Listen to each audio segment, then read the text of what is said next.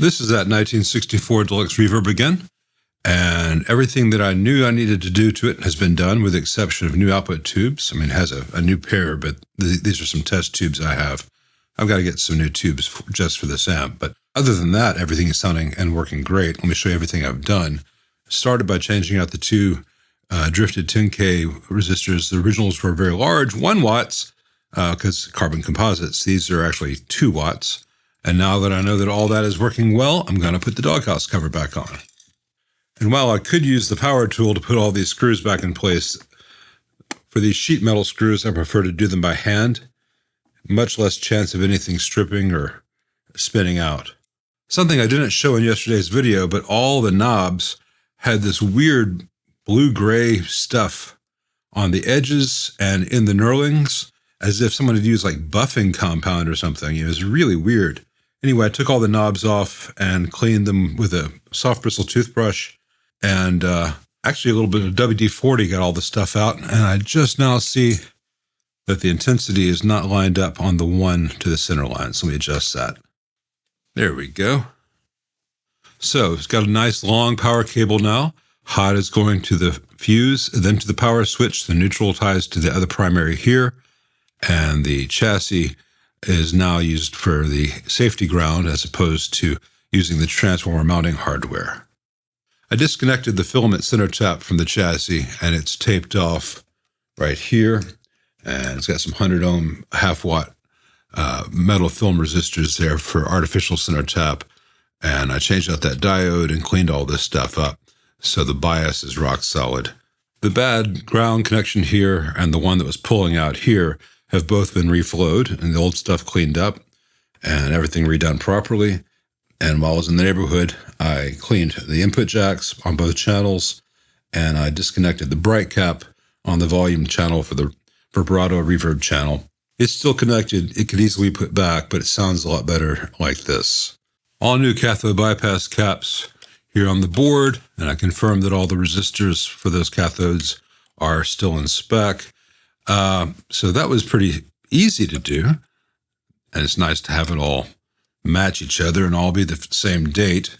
One thing, this amp had a ton of DC on this board, had like 3 volts here, had 4 volts here, had over 1 volt here, at the input to the phase inverter. So I had to take the bottom board out, clean it off, soak the top board, disconnect wires and components, heat everything up several times with the heat gun with a soldering iron at the eyelet. I've shown that on other videos, but it took, over an hour of cleaning and really working on that stuff to get all the DC out.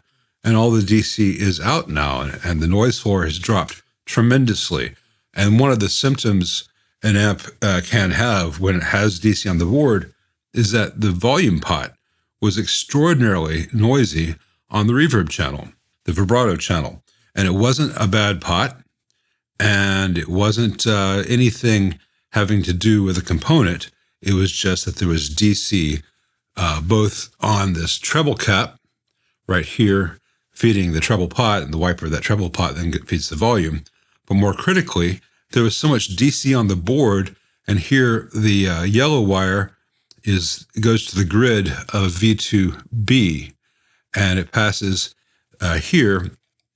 It goes down over here into the board, actually goes down here underneath the top board and then comes out here, and all the contaminants in the board were injecting voltage onto the yellow wire here. So even after cleaning the pot, there was DC there. Even after dealing with this, there was DC at the pot because it was at the wiper. And sometimes that's a symptom that you have a bad tube that has a leaking grid. In this case, it was just a ton of DC on the board. That's all gone now. Well worth it. And because people were asking about it, you see the double caps here and the double caps here. Sometimes when Fender would run out of one part, they'd use multiples to make the same value. In this case, they didn't have 250 picofarad caps in stock that day or that week, so they doubled some 120 picofarads. It's not uncommon to see throughout the run of the 60s and 70s.